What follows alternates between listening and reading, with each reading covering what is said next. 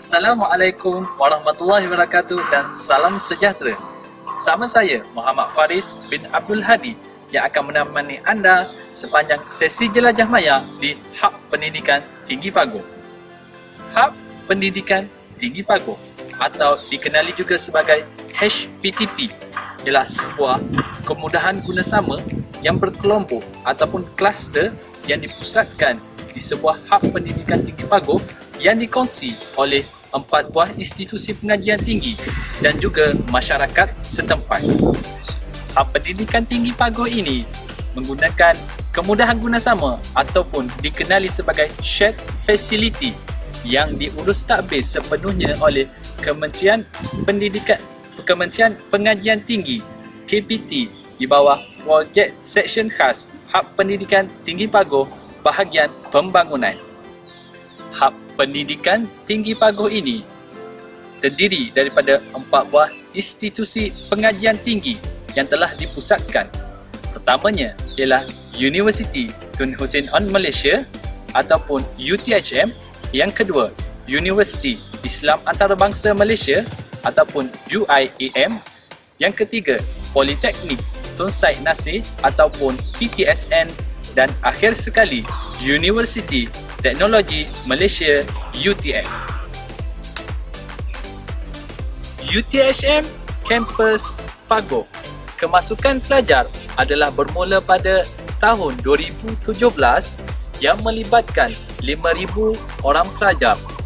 5,000 pelajar ini terdiri daripada 3 fakulti iaitu Pusat Pengajian Diploma, Fakulti Teknologi Kejuruteraan dan Fakulti Sains Gunaan. Bersesuaian dengan sebuah universiti teknikal di bawah Malaysian Technical University Network ataupun MTUN, UTHM Kampus Paguh dilengkapi dengan 156 makmal bagi tujuan uji kaji, penyelidikan dan projek kuliah.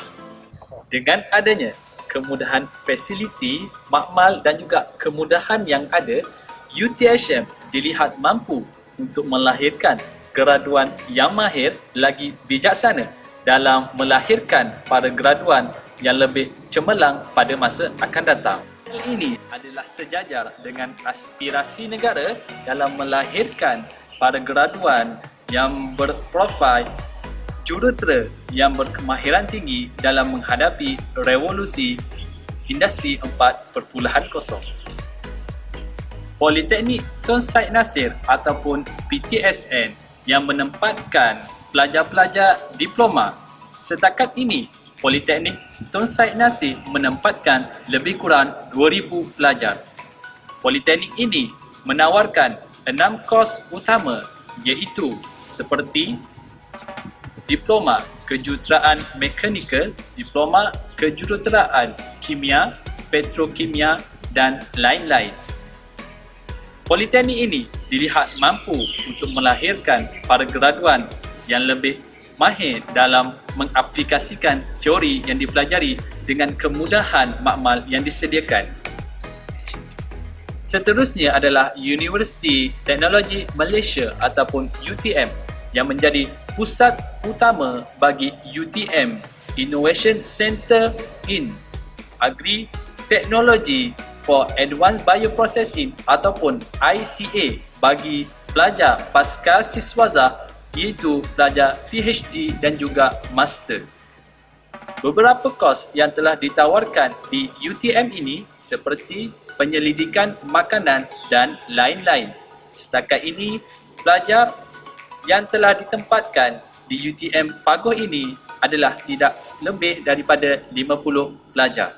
Akhir sekali ialah Universiti Islam Antarabangsa Malaysia ataupun UIAM Kampus Paguh yang menempatkan 1 fakulti sahaja iaitu Kuliah of Management and Language or KLM. Terdapat 4 kos ataupun bidang pengajian yang ditawarkan. Setakat ini, UIAM Paguh menempatkan lebih kurang 1,000 pelajar yang telah menetap di kolej kediaman yang telah disediakan oleh pihak universiti.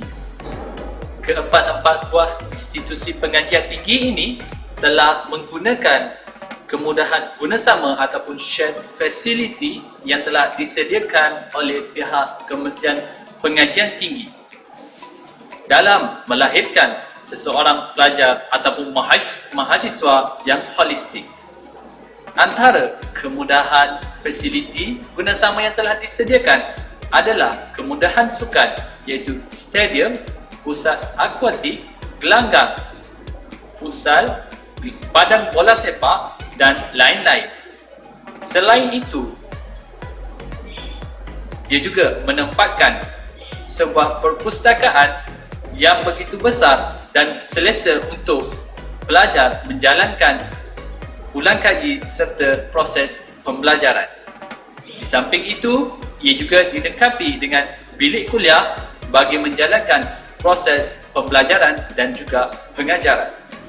Selain itu, Hak Pendidikan Tinggi Paguh juga menempatkan sebuah dewan yang besar ataupun dipanggil Multipurpose Hall ataupun MPH. Tambahan pula, ia juga dilengkapi dengan sebuah pusat convention bagi menjalankan program-program ataupun acara-acara besar dan rasmi. Dia boleh menempatkan ramai pengunjung dan juga pelajar. Hak Pendidikan Tinggi Paguh ini juga telah menyediakan kemudahan tempat solat seperti musola dan juga kemudahan tempat makan iaitu kafeteria. Kemudahan-kemudahan lain adalah seperti rumah tamu dan juga tadika bagi anak-anak untuk bersekolah. Akhir sekali, Hak Pendidikan Paguh ini merupakan sebuah pusat pengajian yang baharu bagi mahasiswa-mahasiswi untuk berkenalan dengan mahasiswa-mahasiswi dari universiti ataupun institut pengajian tinggi yang berlainan. Marilah kita sama-sama menggunakan kemudahan yang disediakan ini dengan baik supaya dapat digunakan lebih banyak masa dan juga boleh memberi manfaat kepada semua pelajar. Sekian daripada saya, orang putih, orang Pakistan. Terima kasih. Syukran jazilan. Sekian. Wabillahi taufiq wal hidayah. Assalamualaikum warahmatullahi wabarakatuh. Assalamualaikum dan salam sejahtera. Saya Raja Zain Shah bin Raja Zain Abidin. Anda akan ditemani oleh saya sepanjang jelajah maya bagi perkhidmatan PAS. Jadi untuk perkhidmatan PAS, perjalanannya hanya akan menuju daripada Kolej Kediaman ke kampus Paguh, kampus Paguh ke Kolej Kediaman, dan hanya untuk hujung minggu digunakan untuk solat Jumaat. Jadi misalnya teman-teman akan risau macam mana kita nak tahu masanya, bas yang mana, tak perlu risau. Sebab apa? Jadual telah disediakan dan akan digunakan untuk beberapa tempoh yang lama. Jadi teman-teman tak perlu risau jika ada sebarang perubahan. Teman-teman boleh aksesnya di Twitter, Instagram, Facebook official Majlis Perwakilan Pelajar UTHM 1920. Jadi saya akan terangkan untuk lebih detail mengenai jadual bas. Untuk hari kuliah, jadual bas akan bermula pada hari Ahad hinggalah ke hari Khamis, dan bas pertama akan bermula pada jam 7.30 pagi. Bas terakhir iaitu pada jam 6 petang. Dan selang masa antara setiap bas ini akan mengambil masa antara 15 minit hingga ke 30 minit. Si teman-teman tertanya, manakah tempat naik, manakah tempat turun? Di UTHM hanya ada 4 checkpoint, iaitu 1 di Kolej Kediaman dan lagi 3 di kampus. Jadi mari saya tunjukkan checkpointnya. So ini merupakan checkpoint yang pertama, checkpoint di mana para pelajar berkumpul daripada Kolej Kediaman untuk menuju ke UTHM kampus Paguh, dan ianya bersebelahan dengan kafeteria Kolej Kediaman. Jom saya bawakan ke checkpoint yang seterusnya. So ini merupakan checkpoint yang kedua, iaitu checkpoint sesuai untuk ke pejabat pentadbiran, Blok A, Blok J, Blok K dan Blok H. Dan tempat ini merupakan majoriti student akan turun. Jom kita ke checkpoint yang seterusnya. So ini merupakan checkpoint yang ketiga, iaitu checkpoint yang sesuai untuk ke kafeteria, Blok G, Blok F, Blok E, Blok D dan untuk ke share facilities. Seterusnya kita ke checkpoint yang keempat. So ini adalah checkpoint yang keempat ataupun checkpoint yang terakhir dan sesuai untuk ke blok B dan blok C, dan selepas checkpoint ini bas terus akan pulang ke Kolej Kediaman. Sekian daripada saya. Jika ada sumur di ladang, bolehlah saya tumpang mandi. Jika ada umur panjang, insyaAllah kita berjumpa lagi. Sekian. Assalamualaikum dan selamat sejahtera. Saya Nur Amir Fiza akan menemani anda sepanjang jelajah maya di bahagian kampus. Sekarang kita berada di kampus Blok A1 yang merupakan blok utama, menempatkan pejabat, bilik pensyarah dan juga bilik kuliah.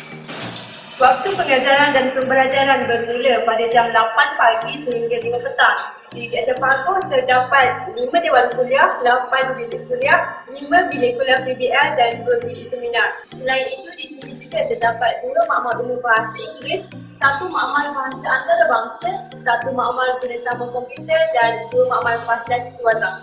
Di setiap bilik, dewan dan juga makmal dilengkapi dengan kemudahan meja, kerusi, papan putih, projektor, mikrofon dan juga pendingin hawa. Di setiap makmal boleh dimuatkan seramai 30 orang pelajar, bilik-bilik kuliah dan bilik seminar boleh dimuatkan seramai 60 orang pelajar, manakala dewan kuliah boleh dimuatkan seramai 120 orang pelajar.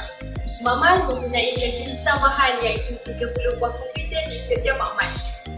Berdekatan dengan universitas kampus, terdapat kedai cetak dan alat tulis yang menyediakan pelbagai kemudahan pencetakan dan barangan keperluan pembelajaran.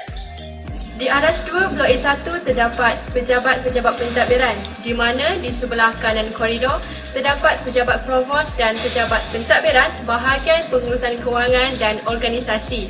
Manakala di sebelah kiri koridor terdapat pejabat pentadbiran bahagian pengurusan fasiliti dan pelajar. Sekian setakat ini sahaja jelajah maya anda bersama saya.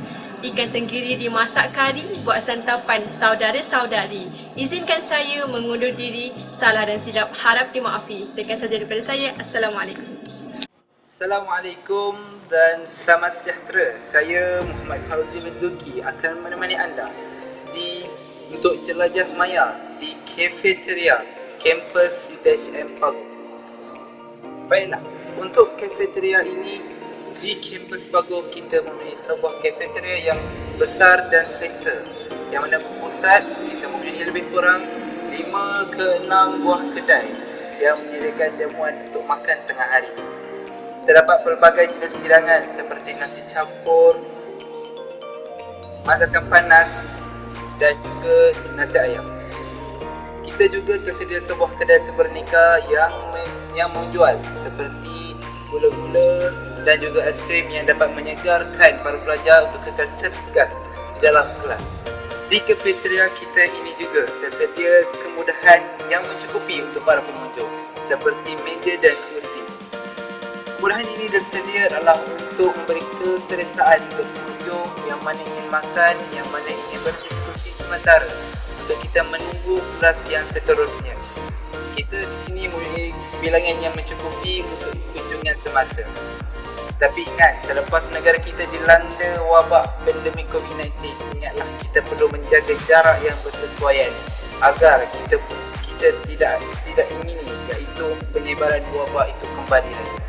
Sama-sama kita jaga jarak untuk kekal sihat dan cergas. Selain daripada kemudahan seperti meja dan kerusi, terdapat juga sebuah kemudahan yang tersedia iaitu mesin ATM bank amalan. Ini membantu para pelajar yang mana ingin membuat pengeluaran duit untuk kegunaan semasa di kampus maupun di kolej. Dia tersedia sebuah mesin ATM di dalam kampus. Mungkin ada para pelajar yang memerlukan wang segera untuk kita membayar duit buku maupun kita membuat penjualan ataupun pembelian sebuah barang. Baiklah. Untuk selain daripada mesin ATM, terdapat juga sebuah kedai printing iaitu yang berdekatan dengan kafe di sebelah sana. Dia menjual sama ada kita mahu printing ataupun punya photostat. Kedai juga menjual sepernika tentang barang-barang keperluan alat tulis dan buku-buku untuk kemudahan para pelajar untuk menjadi mahasiswa yang lebih baik. Pelbagai kemudahan telah tersedia sama ada banyak maupun sikit. Ingat, kita kita perlulah menjaga fasiliti ini bersama-sama. Tanggungjawab menjaga fasiliti bukanlah terletak pada diri saya maupun diri anda sahaja, tapi ini merupakan tanggungjawab kita bersama supaya fasiliti yang tersedia boleh menjangkau masa untuk kemudahan rakan-rakan kita yang akan datang. Sekian saja daripada saya. Harap kongsian saya dapat membantu rakan-rakan saya yang bakal menjadi mahasiswa ITHM. Sekian. Assalamualaikum warahmatullahi wabarakatuh. Hai, Assalamualaikum dan selamat sejahtera kepada mahasiswa-mahasiswi baharu ambilan diploma sesi 2020 dan 2021. Pertama sekali, saya ingin perkenalkan diri saya. Saya Nur Zafira Ahmad Jafri akan menemani anda menjelajah ke makmal dan bengkel yang terdapat di kampus Cawangan Pagar. Baiklah, untuk pengetahuan anda semua, terdapat 3 buah fakulti yang terdapat di kampus Cawangan Pagar ni.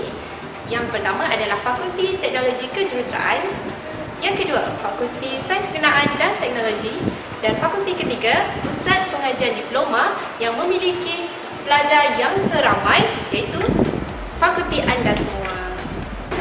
Makmal dan bengkel ini terletak pada blok-blok tertentu. Bagi blok D, khusus bagi makmal teknologi kejuruteraan elektrik, makmal di blok C, D dan E, makmal teknologi kejuruteraan mekanikal, dan bagi blok F dan G, makmal teknologi kejuruteraan awam.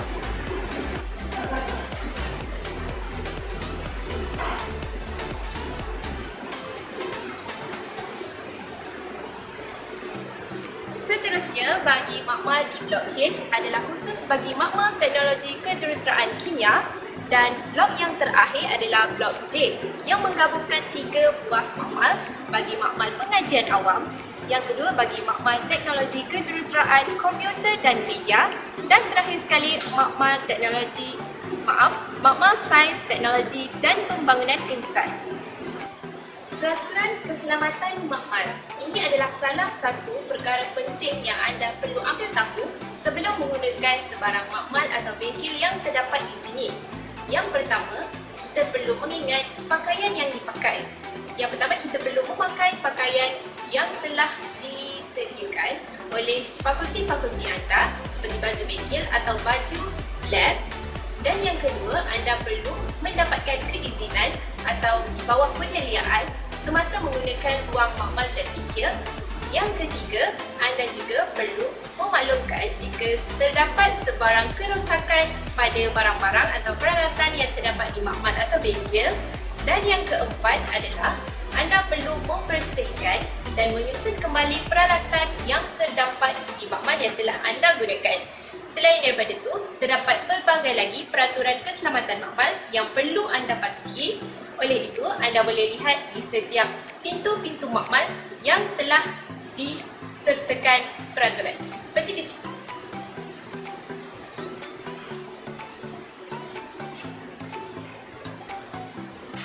Baiklah, sampai di sini sahaja jelajah maya anda bersama saya untuk melihat makmal dan bengkel yang terdapat di kampus Cawangan Pagar. Sehingga berjumpa lagi. Bye. Assalamualaikum.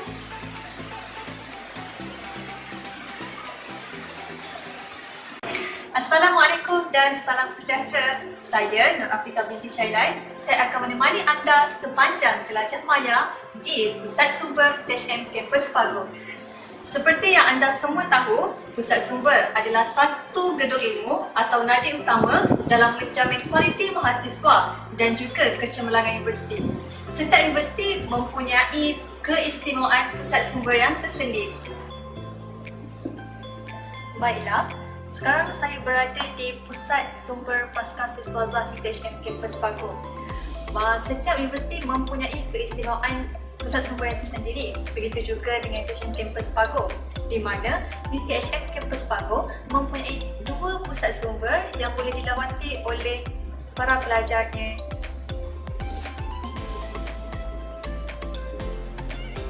Di sini terdapat pelbagai bahan rujukan yang boleh digunakan oleh rakan-rakan semua sepanjang tempoh pengajian.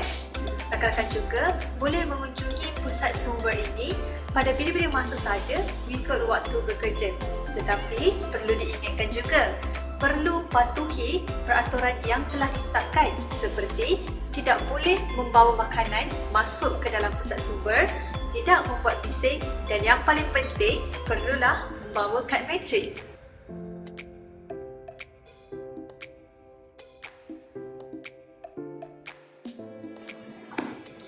Seperti yang kita semua dapat lihat, suasana yang kondusif dan selesa dapat membantu pelajar untuk membantu dengan lebih tenang dan fokus.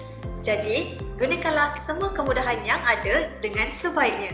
Akhir sekali, ingatlah, ilmu mengatur pengetahuan, kearifan mengatur kehidupan. Sekian saja Jelajah Maya bersama saya. Assalamualaikum. Assalamualaikum dan salam sejahtera. Saya Muhammad Akil Azamuddin bin Azanil akan menemani anda sepanjang Jelajah Maya di Kolej Kediaman. Untuk makluman semua, Universiti Tun Hussein On Malaysia Kampus Pagoh merupakan cawangan bagi Universiti Tun Hussein On Malaysia yang telah pun bertapak di Pagoh hampir selama 3 tahun.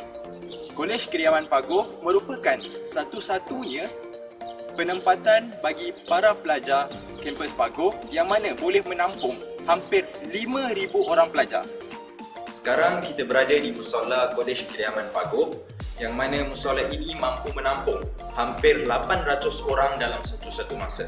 Para pelajar Muslim lebih mudah dan selesa untuk menunaikan solat jemaah di sini. Setiap minggu juga akan diadakan ceramah ataupun program bagi mengisi kekuatan rohani di dalam diri mahasiswa. Ini adalah usaha untuk menyeimbangkan keperluan rohani agar menjadi mahasiswa yang lengkap dalaman dan luaran.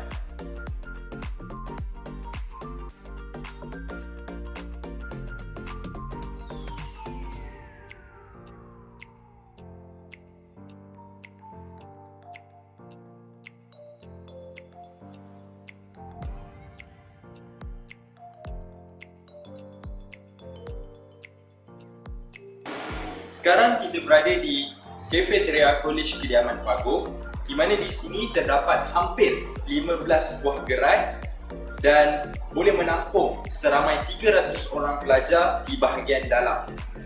Manakala di luar kafeteria terdapat 2 mesin ATM yang memudahkan pelajar bagi mengeluarkan wang untuk kegunaan perbelanjaan harian. Di sini terdapat mesin bank ATM Muamalat dan juga di sebelah sana terdapat ATM Bank Rakyat. Sekarang kita berada di koperasi di mana anda boleh mendapatkan keperluan harian seperti berus gigi, ubat gigi, sabun mandi, sabun basuh, makanan ringan dan banyak lagi. Manakala di sebelah bahagian kiri terdapat pusat pencetakan mana anda boleh mencetak bahan rujukan dan mendapatkan alat tulis. Di Kolej Kediaman Pagoh terdapat beberapa keunikan. Antaranya, Kolej Kediaman di sini dibahagikan kepada 3 bahagian dan diuruskan secara berasingan. Pembahagiannya adalah Kolej Kediaman Pagoh 1 merangkumi Blok A1 bagi penempatan pelajar perempuan, manakala A5, A6 dan A13 merupakan penempatan bagi pelajar lelaki. Bagi Kolej Kediaman Pagoh 2 adalah merangkumi Blok A12 bagi pelajar lelaki, manakala Blok A14, 15 dan 16 merupakan penempatan pelajar perempuan. Dan pembahagian bagi Kolej Kediaman Pagoh 3 pula adalah bagi Blok A10, A11 dan A18 bagi penempatan pelajar lelaki, manakala Blok A17 adalah bagi penempatan pelajar perempuan. Baik, sekarang kita akan melawat ke bilik pelajar. Jom ikut saya.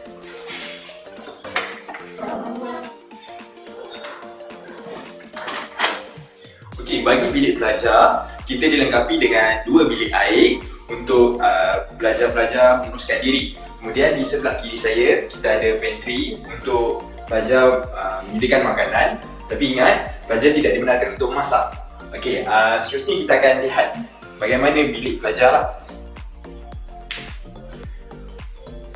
Okey, seperti yang anda lihat di sini adalah kawasan ataupun set belajar untuk pelajar. Seorang pelajar akan menerima satu tempat belajar, meja belajar dan juga kerusi belajar yang amat selesa lah untuk kita belajar. Kemudian setiap pelajar juga akan terima katil, satu set katil dan juga satu loker besi seperti yang anda boleh lihat lah. Okey. Jadi itu saja untuk jelajah maya kali ini di Kolej Kediaman.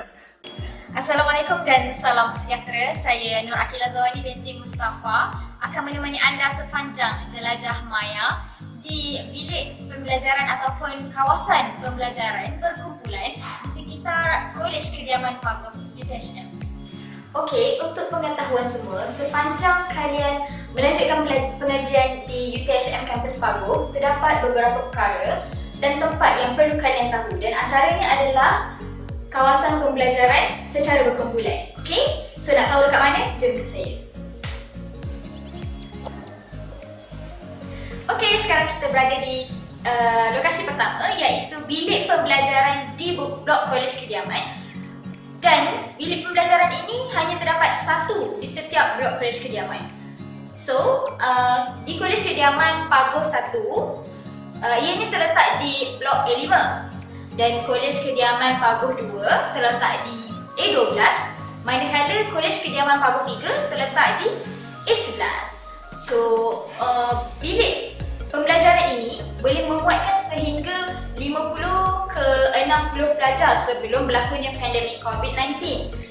Jadi, bilik ini sangatlah sesuai untuk mengadakan sesi kuliah dan juga perjumpaan kelab. Untuk permohonan bilik ini untuk tujuan bilik kuliah dan juga perjumpaan kelab, anda perlu pergi ke pejabat kolej dan mengikuti prosedur-prosedur yang telah ditetapkan. Jadi, jom ikut saya ke tempat yang kedua.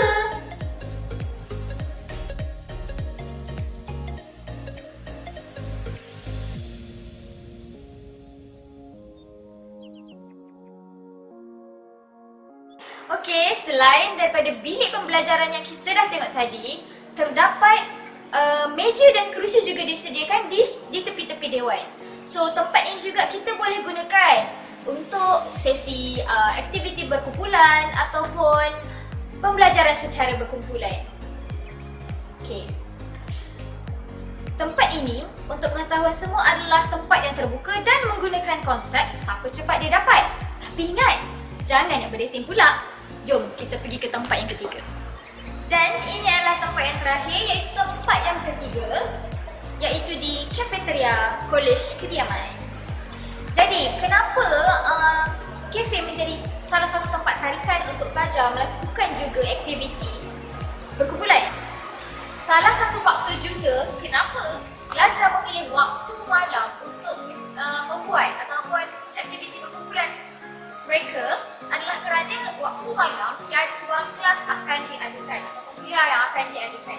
Jadi, malam adalah waktu yang terbaik untuk menyelesaikan segala jenis tugasan ataupun projek yang kalian dapat pada siang hari. Sekian sahaja jelajah maya bersama saya pada kali ini. Semoga segala pertanyaan anda telah saya jawab.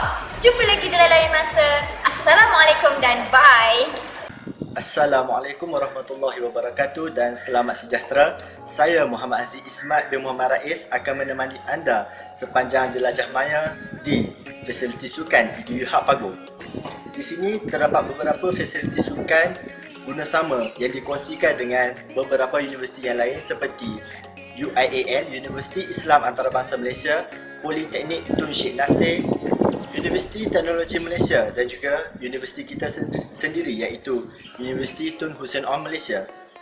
Antara fasilitis yang terdapat di sini ialah seperti balapan, padang bola, kolam renang dan sebagainya. Sebagai mahasiswa, tanggungjawab kita bukan sahaja untuk belajar dan mengelakkaji pelajaran, malah kita juga digalakkan untuk bersenam dan mengamalkan gaya hidup sihat sepanjang berada di UTHM. Di stadium ini terdapat beberapa aktiviti sukan yang boleh anda lakukan seperti aktiviti padang dan juga balapan. Selain itu, fasilitis ini juga digunakan untuk sesi latihan bagi menyertai pertandingan sukan seperti sukan antara kolej, sukul dan juga sukan antara fakulti, SAF. Di belakang saya terdapat kemudahan kolam renang yang disediakan bagi kunjungan para pelajar untuk menjalankan aktiviti air. Untuk pengetahuan semua, kolam renang kita baru sahaja dibuka dan ia juga merupakan fasilitis guna sama dengan institusi yang lain. Anda perlu mengikut jadual waktu yang ditetapkan mengikut institusi masing-masing. Seperti yang kita semua tahu, aktiviti futsal sekarang sudah menjadi salah satu permainan wajib bagi para pelajar. Ramai para pelajar yang meminati aktiviti sukan seperti futsal, tetapi mereka malu untuk menunjukkan bakat mereka dan mereka tiada tempat untuk melatih. Jadi di sini kita ada sediakan 4 buah gelanggang futsal yang tertutup di mana para pelajar boleh hadir pada setiap petang dan bermain bersama rakan-rakan sebilik maupun rakan-rakan sekelas. Selain daripada fasilitis sukan yang saya nyatakan sebentar tadi, terdapat juga beberapa fasilitis lain yang boleh digunakan seperti gelanggang badminton, gelanggang tenis, gelanggang bola tampar dan juga padang rugby. Jadi amat rugilah jika kemudahan-kemudahan yang disediakan tidak digunakan dengan sebaik mungkin. Jadi di sini saya berharap agar para pelajar yang berada di ATHM akan sering mengamalkan gaya hidup sihat dan aktif dalam aktiviti sukan. Jadi ingatlah, badan yang cergas mempunyai otak yang cerdas. Sekian, itu sahaja daripada saya. Assalamualaikum warahmatullahi wabarakatuh. Majulah sukan untuk negara. Assalamualaikum dan salam sejahtera. Saya Nurul Mawadah akan menemani anda sepanjang jelajah maya dalam etika pemakaian sewaktu ke kuliah, bengkel, makmal, bersukan dan sewaktu berada di kolej kediaman. Pelajar mestilah mematuhi etika pemakaian yang telah ditetapkan oleh universiti. Etika pemakaian yang perlu dipatuhi oleh pelajar adalah pemakaian yang menutup aurat dan sopan seperti yang saya sedang pakai ini. Bagi pelajar perempuan, pelajar juga turut diingatkan agar memakai kasut ketika berada di kampus dan mempamerkan kad matrik sewaktu di kampus. Dan jika pelajar tidak dapat mempamerkan kad matrik sewaktu berada di kampus, pelajar akan dikenakan denda oleh pihak keselamatan universiti. Sewaktu berada di bengkel, pelajar perlu mematuhi etika pemakaian seperti pelajar perlu memakai baju bengkel yang telah dibeli, berkasut dan juga berseluar. Pelajar tidak dibenarkan memasuki kawasan bengkel sekiranya pelajar tidak mematuhi etika pemakaian yang telah ditetapkan. Ketika berada di makmal pula, pelajar perlu memakai baju makmal. Sama seperti etika pemakaian sewaktu berada di bengkel, pelajar juga tidak dibenarkan memasuki kawasan makmal sekiranya tidak mematuhi etika pemakaian yang telah ditetapkan. Sewaktu menjalani aktiviti sukan, pelajar haruslah memakai pakaian yang sesuai dan selari dengan aktiviti yang hendak dijalankan.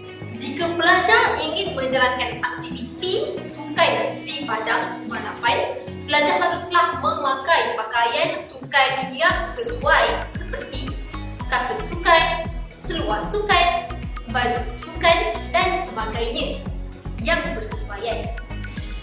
Etika pemakaian sewaktu menjalankan aktiviti sukan ini perlu dipatuhi oleh pelajar supaya tidak ada sebarang kecederaan yang berlaku ke atas pelajar.